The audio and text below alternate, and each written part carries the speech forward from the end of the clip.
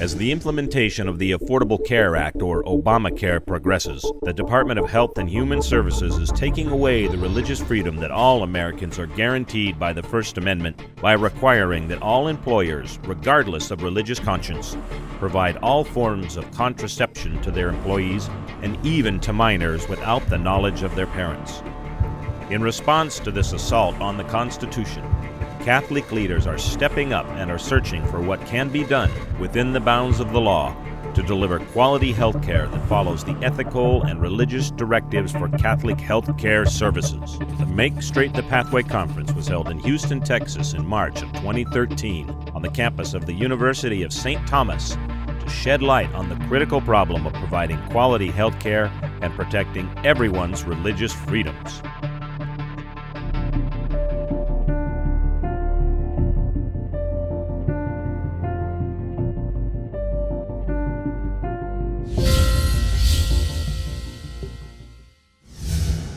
Thank you, Mike. Mike and David both spoke about leadership. They mentioned it. Do you remember your prayer? Come, Holy Spirit, fill the hearts of your faithful, and kindle in us the fire of your love. Fire, as the Catechism of the Catholic Church tells us, is one of the most vivid expressions of the Holy Spirit's action. I think it's a beautiful metaphor for leadership. And when we talk about leadership today, and a lot of academic traits and a lot of research has gone into what makes a good leader. Who is a leader? First of all, every one of you here has to think of yourselves as a leader. Because if you don't, regardless of your walk in life, if you are not thinking of yourself as a leader, your moment to lead will be right there and you will miss it. Because you're looking for someone else to do it. Whether you are leading your parish, your organization, your own domestic church, in the family, or a business. But you must think of yourselves as leaders. And I suggest you think of leadership in terms of 4 traits that are critical for your success, especially given the challenges that face the Christian leader today. Fire, faith, foundational to leadership, faith in God, faith in the cause, faith in each other, faith in yourself, integrity, responsibility, and enthusiasm. But it will require you to get out of your comfort zones. Every one of you has a comfort zone, right? For instance, sir, your first name? Steve. Are you comfortable talking to me right now? No. Well, then this will even be more fun. See, because in our culture, we got this thing about at arm's length. And really, for the most part, so long as Steve and I are at arm's length, he's comfortable, right? Watch this. Howdy. I just felt his body temperature elevated about 11 degrees because I got inside his comfort zone.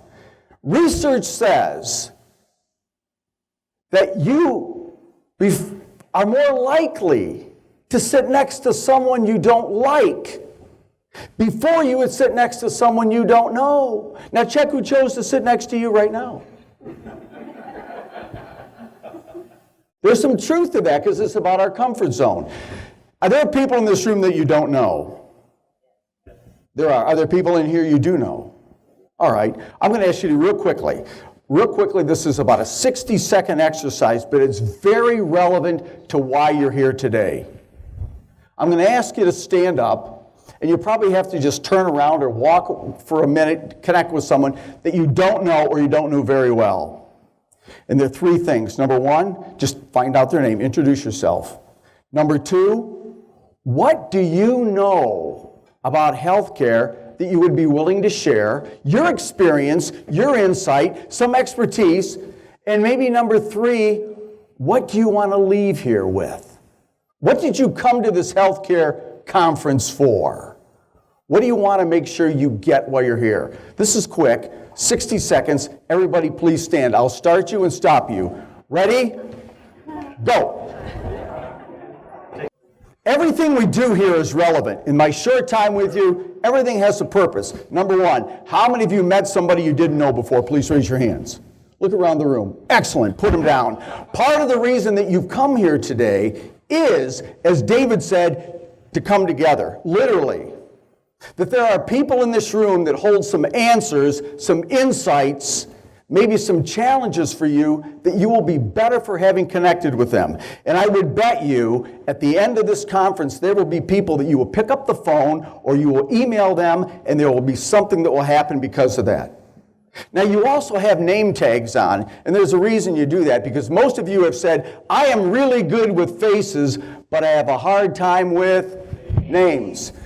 It's Steve, has anybody ever said to you, I know your name, it's your face I forget? No, there's a reason for that. There's a reason for that. Number one, most of us can think faster than people can speak. So we can listen and tune in and out and kind of entertain some other thoughts. And then we turn around to that person and we say, what's your name? You forget it that quickly. But I would suggest that you make sure that you do connect with some people here so that you leave with some new contacts. Because like David said, it's your ability to come together. This is not about being a lone ranger. I asked you to see if you could meet somebody. You said you did. Maybe share a couple of insights that you would be willing to share, or what do you want to get out of it? And the reason I ask you to, well, I'll do this. How many of you found some good in the person that you just talked to? Raise your hand. Look around the room. Put your hands down. You were looking to see if the person you talked to had their hands raised. Everyone, I was watching. There's a reason for that too. We know this. We tend to find what we look for. If you go looking for the good in others, you will find it. If you go looking for the bad in others, you will find it. Whether you're a leader at work, whether you are a parent, it is your responsibility to look for the good in others. There has to be some answers how to provide Christ-centered health care. Some of the people who are doing that are right here in this room today. They are looking for it passionately, incessantly, and they will find it. That begins the fire. Faith in God.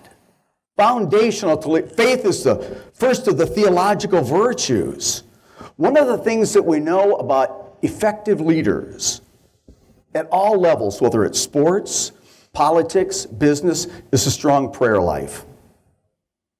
If you are a Christian leader, especially, every one of us should be starting our day with prayer, closing our day with prayer. If commerce is the transaction of daily life, that should not release us of the responsibility to first begin with Almighty God. Now, think of this for a minute. I just started to do that. When you pray, what do? How do you fold your hands? Fold your hands like you were going to pray right now. We all have our different ways, right? When you put your hands like this, do you know where that came from in tradition? The knights, when they would present themselves before the king, would put their hands together like this because it was the most vulnerable of positions.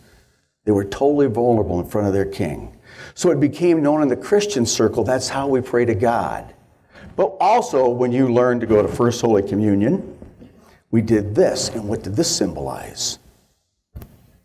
The flame of the Holy Spirit pointing right up to God. So your faith is your foundation for leadership. You come here today, I'll make a couple of assumptions. Number one, your faith is very important to you.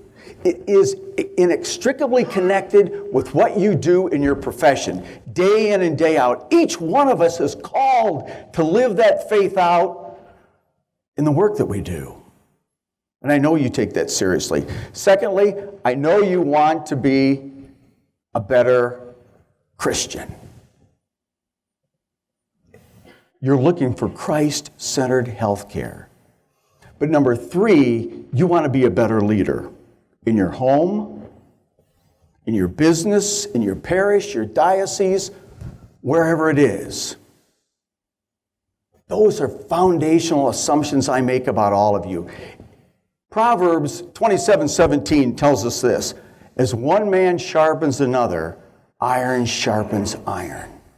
You will be better for the people that you come together with than you would be alone. You have to get better. That's the challenge.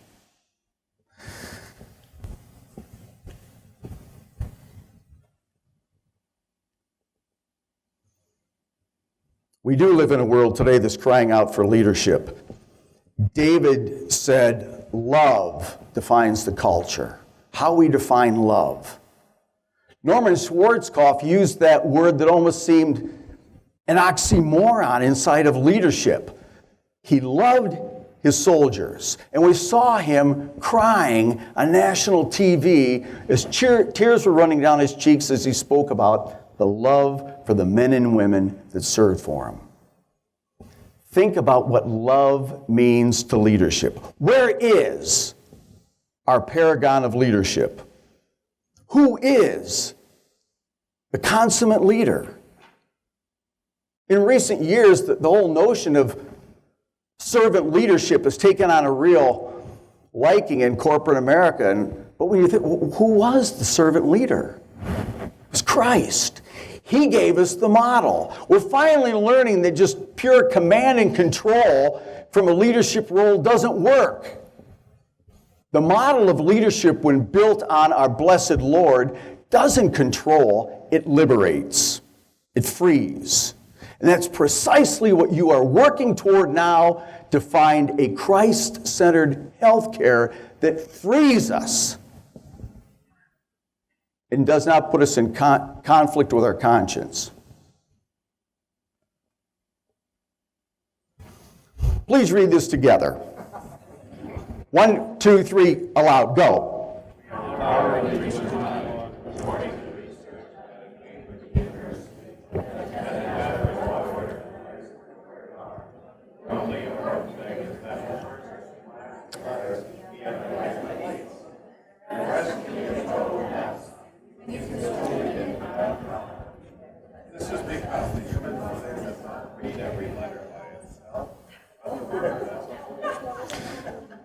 Isn't that amazing what the mind can do? Now, if I walked up to Richard here, flipped his head back and looked inside, what would I see?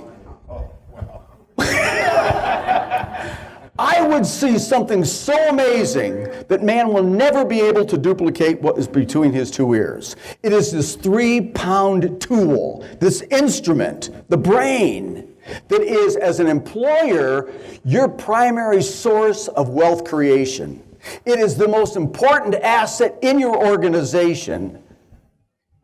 It's the mind that was given us by our dear God. We came into this world with two ends, one to think with and one to sit on. And your success in life depends on which of those ends you use the most. Heads, you win. Part of this is coming together to put your minds together, to use that to think. Faith-based, Christ-centered healthcare, Christ-centered leadership. When I think of the faith-based leader, you can't help but think, first of all, of Mother Teresa and how she defied, how she belied what the typical stature of a leader was. How this small, humble, what was she, Albanian? Nun had kings and presidents bowing to her. What an example for us. We have to know what we stand for.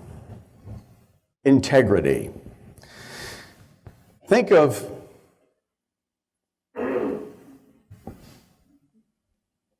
why would I follow you? We don't have time to do this as a little exercise, but you'll notice under integrity, the first thing I wrote there, the question is, why would I follow you?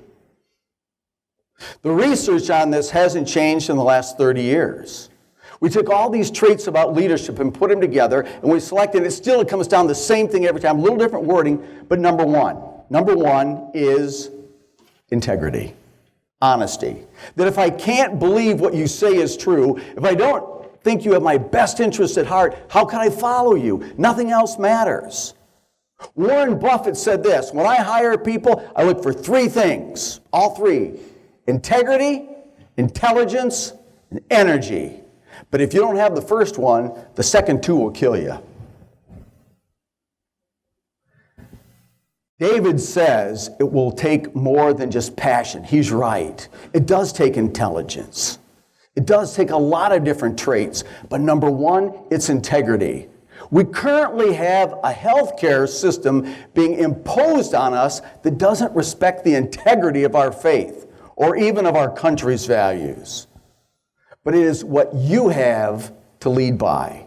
I follow men like Mike O'Day and David Wilson, and you know the other people in this room because first and foremost, they are men of noble honor. They are men of character. And when you think about the falls from leadership in recent years, it had very little to do with competence or a lack of competence. It had to do with a lack of character. Look at the coaches. Look at within our own church, politicians. Look at businesses. It has less to do with a deficiency in competency and more to do with the deficiency of character. And that's an upbringing that comes right from the domestic church. You learn so much about leadership before you ever hit the workplace. My mom never took a business course. My mom never went to school after high school. She never held a title outside the home, but let me tell you what, she was a leader.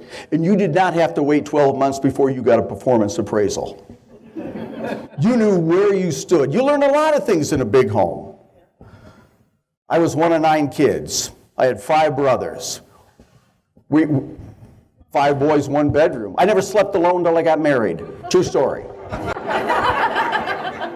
You learn a lot about that, but those foundational values that come right from your domestic church.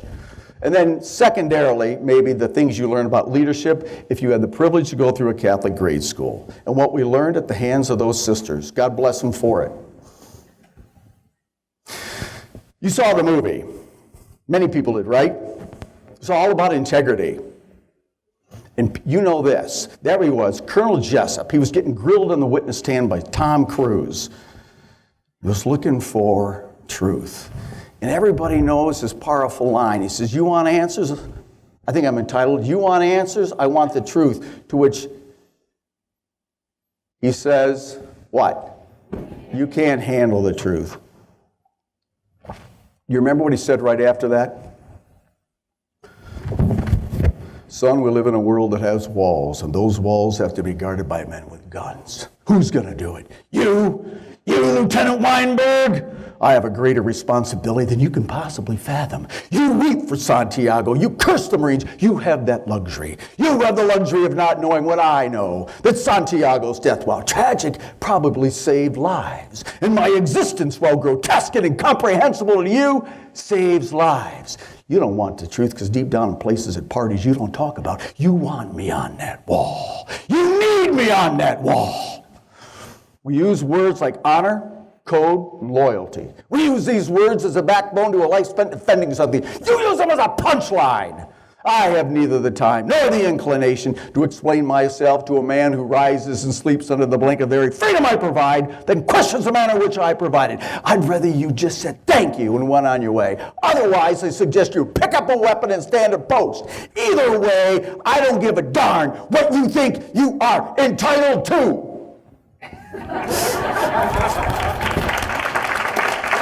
Okay, I get a little carried away about that.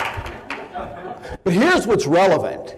Not only can people handle the truth, they want the truth, they desire the truth, they need the truth. And our blessed Lord came because he said, I am the way, the truth, and the life. A Christ-centered healthcare platform is about what truth is. Now think for a moment. People in this room are foundational for this. Take your right hand, put it up in the air. Everybody put their right hand up in the air. And make the index finger, okay? On the count of 3, I want you to point at the count of 3 to due north. Decisively, firmly, and then you hold it. You hold it and don't you move it. 1, 2, 3, point! Hold it. Look around. Put it right back. Everybody put it back and look around the room. What do we have? What's your observation? No idea we're doing. You know what? That's symbolic of what happens right now on our journey through this healthcare thing. We don't know where true north is sometimes. That's why we do have to look to our blessed, our Holy Mother Catholic Church and the Magisterium to provide some guidance for that. I can remember, my own quick story, I can remember my wife and I were married for 7 years, no children. Everybody around us was getting pregnant. We wanted so badly. She was 1 of 13, I'm 1 of 9. Everybody was having kids. Today I have 10. We're trying to find out who's still praying the novenas. Blow out the candles, shut the rosaries down. But I remember, my wife has an uncle that many of you in this room would know, because he was probably the leading Catholic theologian on reproductive technology in the world. He was a Jesuit. He was at the Kennedy Center for Ethics at Harvard. Then he went to Notre Dame. And he said, Mike and Molly, I can pick up the phone right now and put you in Howard Jones's office for in vitro. There was just something that said that wasn't right. We didn't want, but we had what we thought was one of the top persons telling us to do that. We didn't get there. But that's why we didn't know where true north was. We didn't know where true north was. And sometimes it's not easy unless you look to the church itself. Because you can find some people who you think know where north is that can lead you astray. Integrity. Responsibility. You and I think we have a big responsibility. Think about what this guy had and what the next person coming in. I read a quote from Pope John the 23rd that said, I wake up at night sometimes and I think about all the problems in the world and I think, what would I do if I were the Pope? And then I would realize, I am the Pope. But to those who have been given much, much will be expected. What's expected of you? I don't know. Only our God really knows. But responsibility and leadership means first and foremost a duty to serve. What is success? We have strategic plans, we have business plans. Christus Medicus has some plans. Your company has some plans. Your parish has some plans, some goals. But as Christians, we know this, that truly our goal will only be realized when we hear these words. Well done, good and faithful servant. Servant. I can think of no other field, no other profession, no other issue facing our country right now than healthcare. Nothing's bigger than healthcare. It is all about service. And when David wraps in that word love, I think that's exactly it. What a juxtaposition. What a juxtaposition. I read a beautiful quote recently that this reminded me of. St. Maximilian Kolbe. And it's all about service. He said, the climax of the Mass is not the consecration. It is communion. And what is that? When our blessed Lord, the God of the universe, comes to us humbly through the Eucharist, the precious blood and the precious host. That's all about, what a model for servant leadership.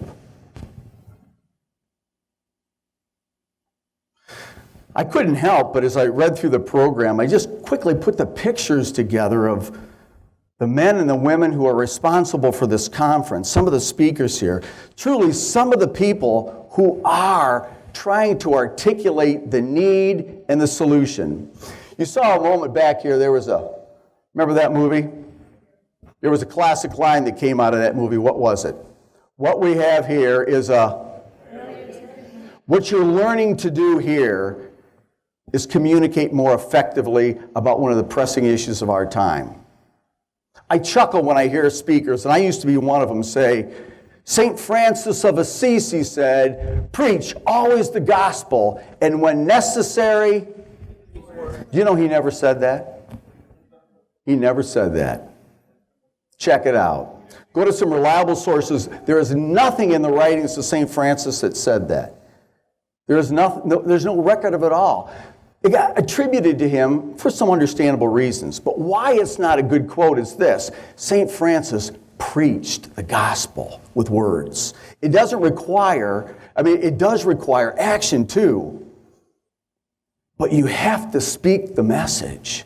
You have to be able to be educated enough to be articulate, to stand for it, and to be able to communicate where we are. The E stands for enthusiasm. What a great shot. What a great shot. But you know, my favorite Vince Lombardi quote, everybody thinks of this. Winning isn't it? That's not it. He said, you will be fired with enthusiasm, or you will be fired with enthusiasm. I love it. Ladies and gentlemen, how much of your success in your profession might go days with Christus Medicus, or any of you in your own passion for what we're doing with this cause depends upon your enthusiasm for it. You better be competent. You got to have some knowledge and skills, but you also got to have some enthusiasm. It's a beautiful word. It comes from two Greek words, en and theos. En within, and theos was. The early Greeks had no way to describe this animated zeal that would come over the Christians when they convert. They said it's as if they had God within. What's your level of enthusiasm for a Christ-centered healthcare plan?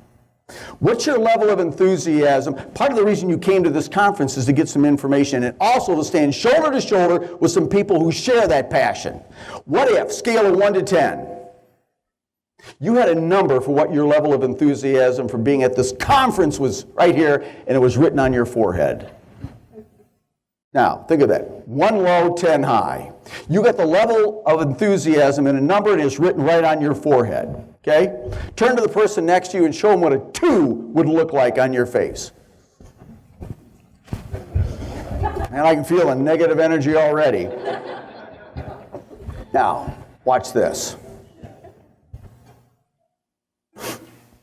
What would a 7 look like? What would an 8 look like?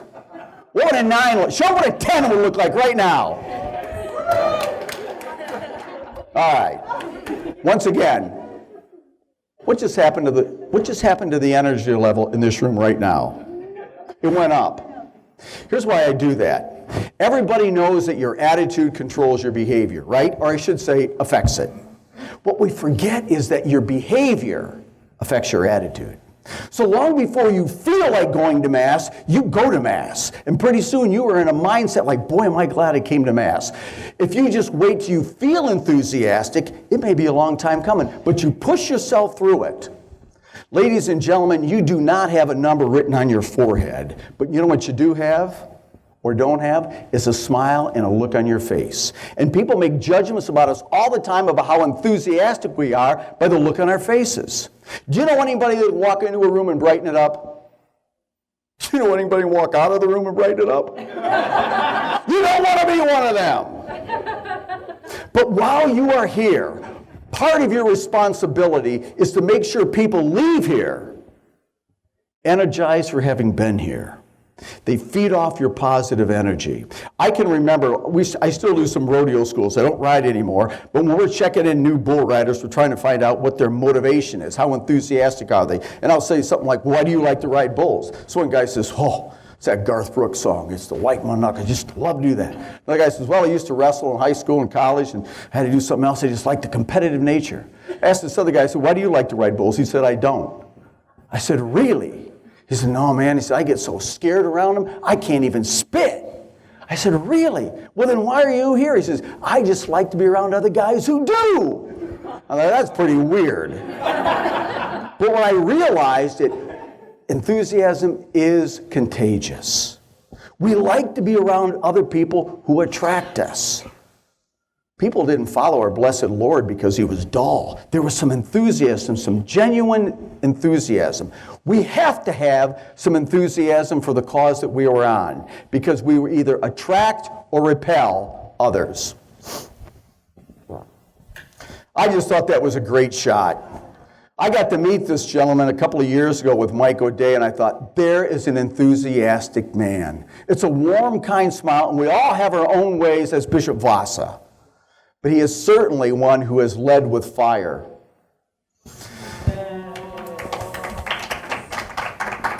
On the little handout that I gave you, you'll notice this page right here.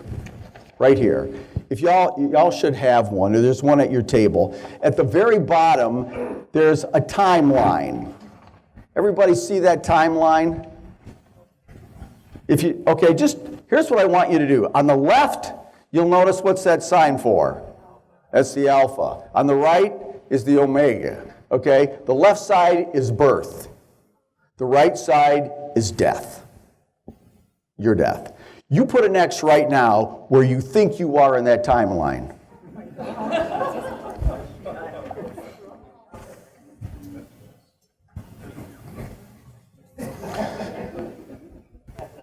Excuse me, but some of you better bump that over to the right a little bit further. It's a simple little exercise, but I do it for this reason. It confronts us with the reality, from dust we came, until dust we shall return. We don't know how much time we have on this planet, but we do know what some of the urgent needs are that must be attended to. And we will be judged by God himself, by what we were able to do with what he has given us. Our own talents, to include the people that we work with. Real quickly, all together, say this with me. Ready? Okay, this is a little audience participation. All together, in unison, bark it out. Ready? What's the white of an egg?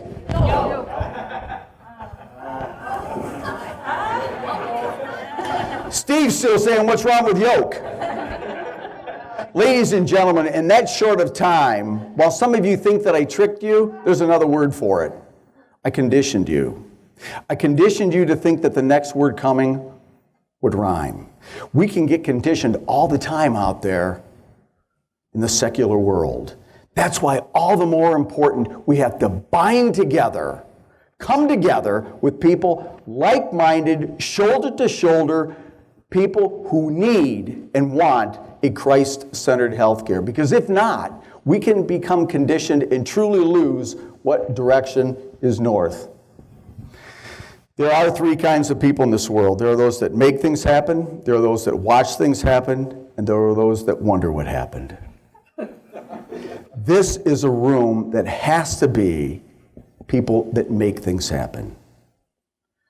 I wish you all the best going forward, taking whatever you can glean from this 2 or 3 days, binding together with the people who have come here with to advance the culture of life, truly for a more Christ-centered healthcare reform. Thank you so much for listening to me. God bless.